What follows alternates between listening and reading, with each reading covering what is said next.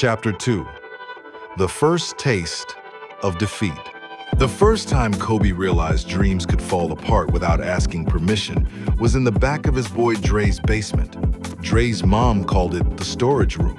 Kobe called it headquarters. In reality, it was a laundry room with a microphone duct taped to a broomstick and a sock for a pop filter.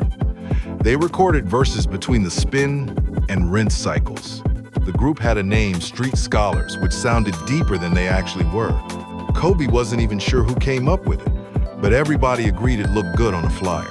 The 5 members included Dre, the rapper who couldn't stay on beat but had confidence like rent was due, and Tyrone, who claimed to be the producer but only knew how to loop the same 8 seconds of a beat. There was also Rico, the backup hype man and weed plug depending on the day, and Jalen, who swore he could sing, and technically he could as long as nobody else was in the room. Finally, there was Kobe, the one who held everything together without realizing he was doing all the heavy lifting.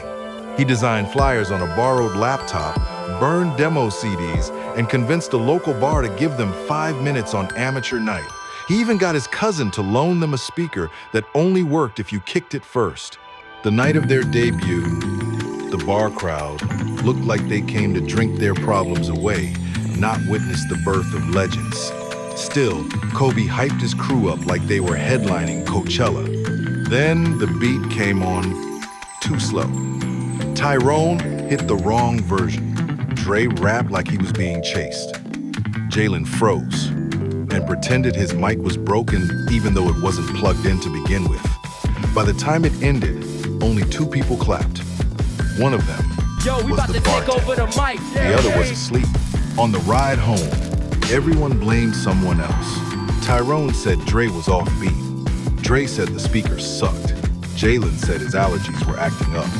Rico said it wasn't his fault because technically he was just there. It wasn't his fault because technically he was just there to support creatively. Kobe stayed quiet. He already knew it wasn't a lack of talent that killed them. It was a lack of discipline, planning, and humility. The group lasted 3 more weeks. They didn't break up officially. They just stopped showing up at the same time. One afternoon, Kobe called Dre to talk about booking another venue. Dre said, "I'm working with another group now, bigger situation." Translation: "We flopped and I don't want to feel responsible." Kobe didn't take it personal. He just packed up the mic, grabbed his mom's Tupperware he'd left in the basement, and went home. That night, he sat on his bed with his old stack of mixtapes and thought, maybe I'm not cut out to be the one in the spotlight. Maybe I'm supposed to be something else. But something else didn't pay bills or come with a title. He didn't know it then, but that basement failure was the first brick in the path leading him to his real calling.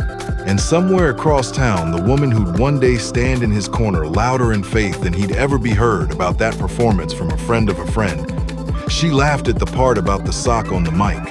She didn't know his name yet, but she remembered the story. The universe had just tapped them both on the shoulder.